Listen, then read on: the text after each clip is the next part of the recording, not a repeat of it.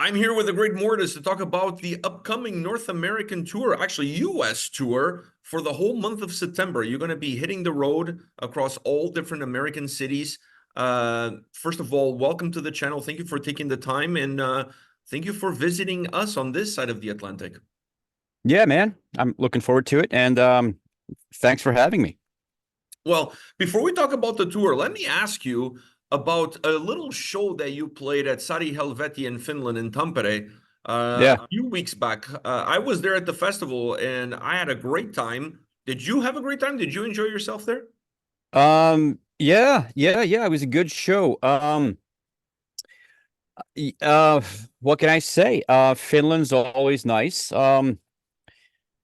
It was a little bit of a rush in the sense that with festivals you always have, you get like a last minute sound check and all that stuff. So I was up there. Usually it takes me like I prefer to have at least 45 minutes to get ready because there's a mask and there's like glue involved and makeup and stuff like that. And even though I've done it like a million times, it still requires a little bit of concentration. So I'm up there just setting everything up. And when we're finally done, we get everything to sound. We get the sort of sonics going on, and we figure out the video, and okay, everything works, and you run back. I got about half an hour to get ready, and I screw up with the glue on the mask, and all of a sudden my eyes are full of glue. Ooh. And that's not good, dude. That's it's painful, and basically I had to like fucking force my eyes back open before it really kind of like fixated, or is that what you call it? Yeah. So yeah, and I'm like, it's 20 minutes before showtime, and I've got nothing done, and I'm standing there in front of a mirror with my eyes full of glue. But yeah, Besides that was I a think blast. besides that, it was awesome. Yeah, good Well, show. Besides that, did not know that you went through that hardship to get on stage. It just puts a uh, different spin now on the performance. But overall, it made for a good closing of the festival. You were there for the last day. The weather was a little bit off, but yeah. I'm sure you would agree with me. Everybody seemed to be having a great time. So besides your eyes were not having a great time. Well, I mean, thankfully the glue isn't really dangerous or anything like that. Otherwise they wouldn't sell it to you for the purpose of putting on your face. So, but it was it's slightly uncomfortable, but I mean, it passed quickly. So by the time I was up there, I wasn't even thinking about it. Um, you get that adrenaline rush, the final few minutes before you go on, and that kind of shuts everything else out. Yeah, yeah, yeah. So yeah, nice show. As you said, the weather was sort of unstable, but what can you expect? I mean, you do outdoor stuff. It's a bit of a gamble. It is. It is, especially when it comes to Finland in August. Nobody Yeah, got the memo that August is still summer. So I guess not. you're coming back to the U.S. You haven't been in the U.S. since the pandemic, so it's been quite a while. And Yeah. you're doing this tour run from September 4th to September 28th. What can Mm. fans expect as far as the show, the stage production, and everything that goes with it? Um, I mean, I kind of stay with what I do, which is sort of like the atmospherics. The smoke and the darkness and and the video backgrounds. I always work with David. I always screw up his name when I say his last name. David Thierry.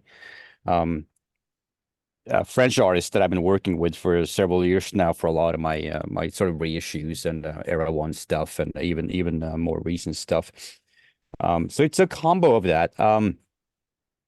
It the music though is different this time, which is the main thing. I redid my first album this time because I kind of like that whole nostalgia thing. It kind of I enjoy it. Um, so that's the Fötterlahashka album, which is my very first album, and I guess some people kind of say it's sort of like one of those early Dungeon Synth records. Before many years before anybody knew what Dungeon Synth was, it didn't really exist at the time. It was we called it by different names, and Dark Dungeon music was sort of my whole '90s description.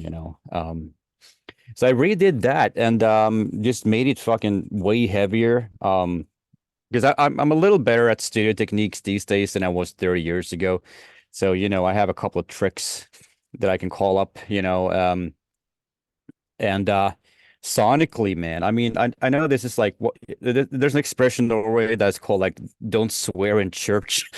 It sounds really stupid, when you directly translate it like that, and I feel like I'm swearing in church when I say that I made my first album way better.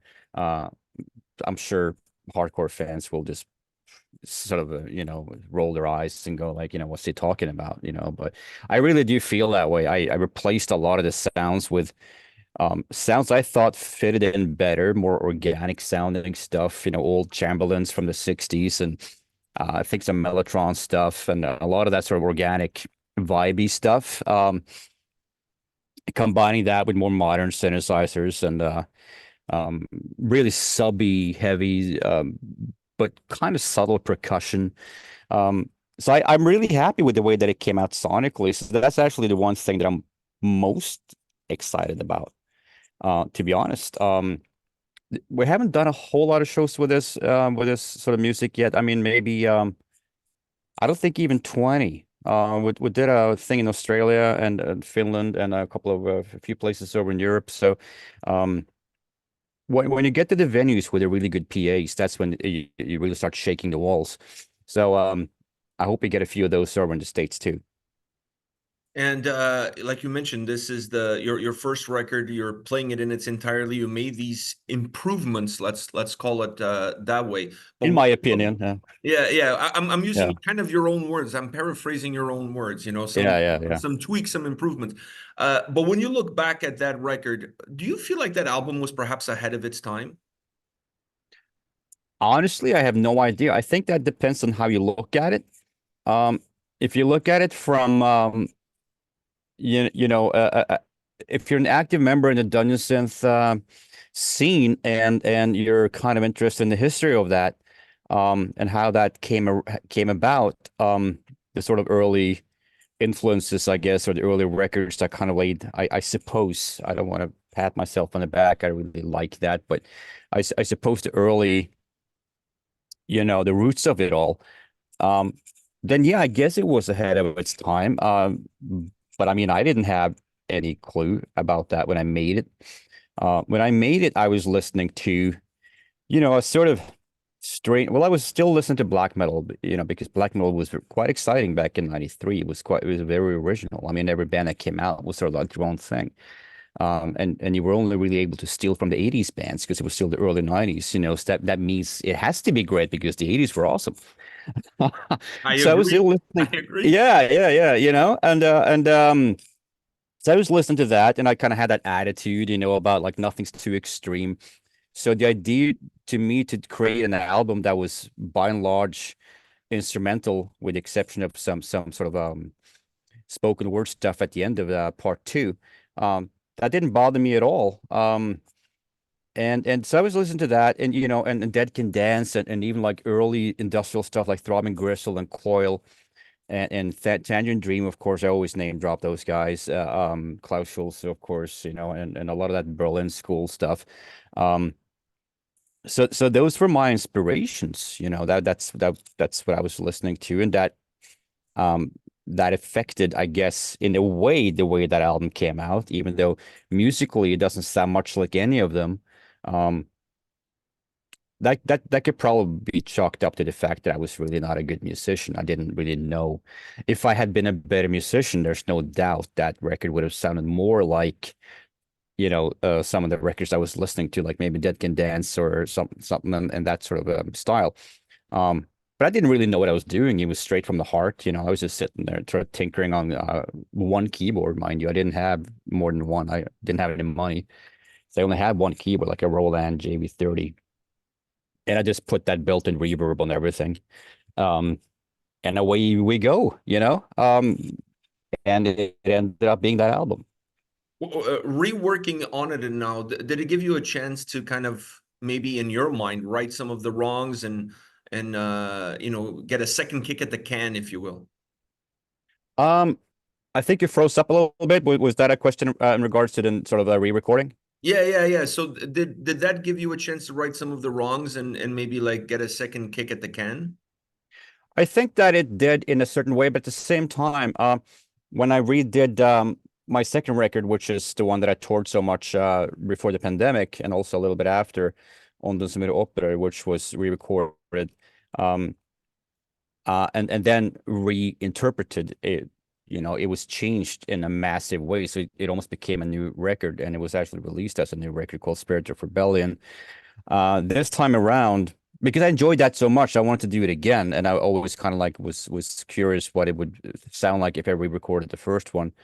But before I set out to do that, I decided I wasn't really gonna try to reinterpret. It would have been easy to just add new stuff and just make it sound different, but still a bit of the same. But that felt, I don't know.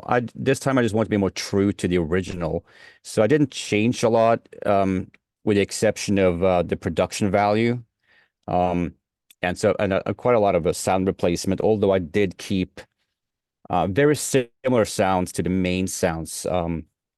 Don't know if it makes sense, but a couple of very typical sounds from that record are actually sort of classical sounds, like reed instruments and sort of brass instruments, like the oboe and what they call, I don't think it's actually the proper word for it, but it's called an English horn. I think it actually has a different name if you want to talk in strictly classical terms. But then there's like the French horn and just sort of brass sections. So I kept all that because if I had tried to replace that with something else, I think the whole vibe would have just been lost. So I was stricter with myself on this one. It's a very atmospheric record in my opinion, so you don't want to mess too much with it. No, otherwise you're killing the essence of what the album was all about. I mean, you really Yeah, yeah. don't want to do that. You have to be very surgical in terms of any things that you do. Otherwise, it's like you said, it will Mm. be a completely new record all around. Now you're Yep. coming back to North America. I have to ask you about the audience here. Does the audience in North America consume your music or digest your music differently from, let's say, European audience?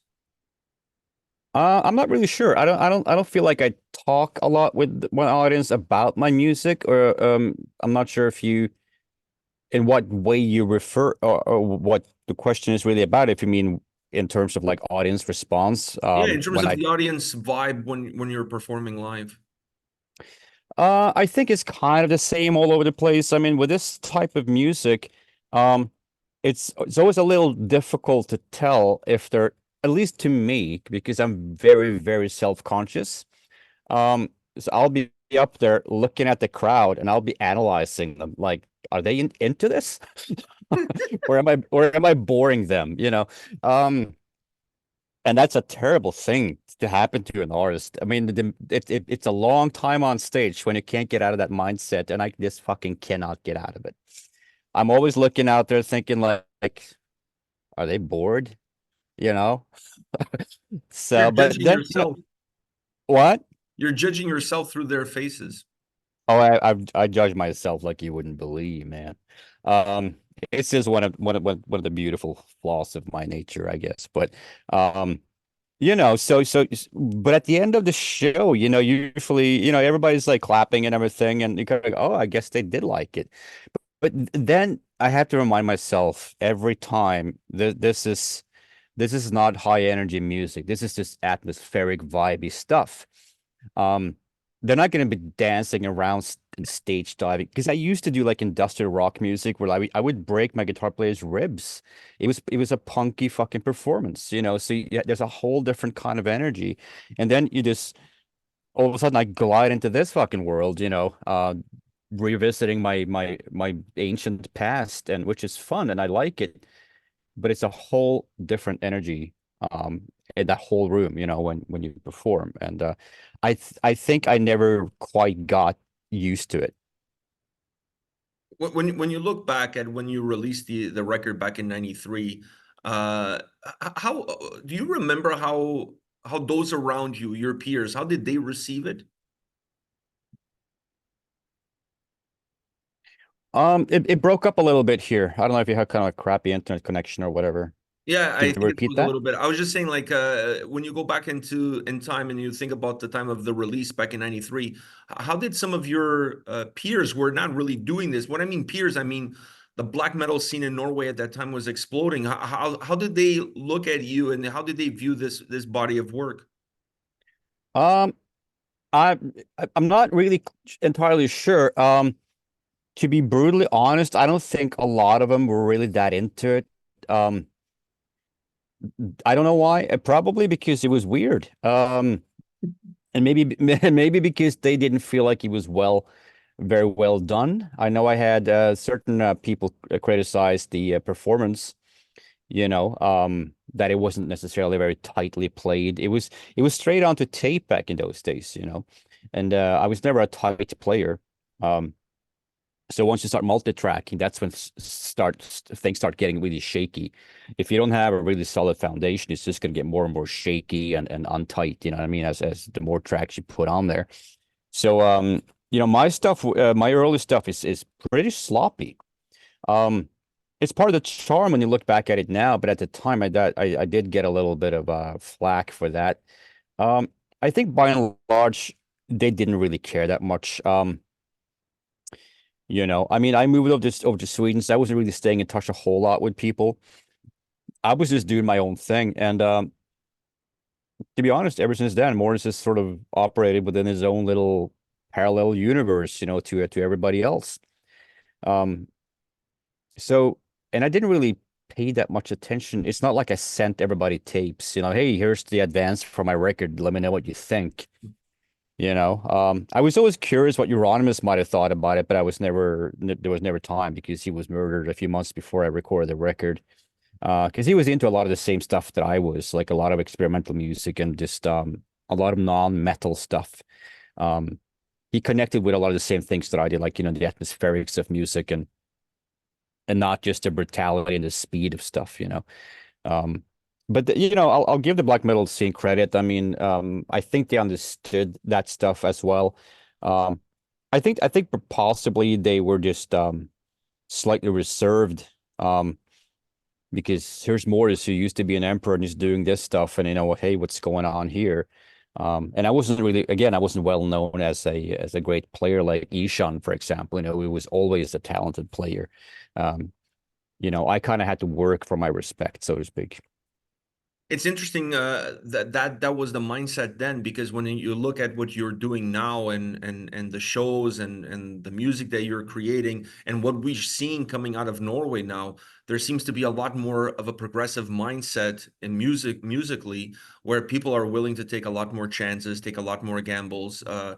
There's a lot more maybe Hmm. freedom of creativity where you're not as restrained by boundaries. Do you see that movement in music now that really perhaps appeals more to you?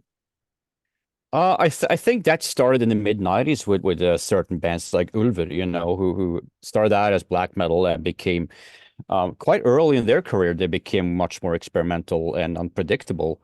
Um, Not that I think they didn't take a leaf out of my book or anything, but it's cool to see that um, people became more open-minded and willing to just try different things.